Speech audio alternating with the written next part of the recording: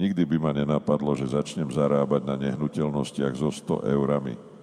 Vždy som si myslel, že investovanie do nehnuteľností je len pre ľudí s veľkým množstvom peňazí. Ale viete čo? Stačilo mi iba 100 eur a teraz každý mesiac zarábam pasívny príjem z nehnuteľností. Takto sa mi to podarilo. Jedného dňa mi docvaklo, že nepotrebujem veľký kapitál, aby som začal investovať. Objavil som spôsob, ako sa stať spolumajiteľom nehnuteľnosti aj s malou sumou. Tak som investoval 100 eur a každý mesiac mi začali prichádzať peniaze z prenájmu priamo na účet. A to bez toho, aby som musel čokoľvek robiť. A čo ma potešilo ešte viac. Každý rok hodnota nehnuteľnosti rástla o 5% a tak som získaval ďalšie peniaze navyše.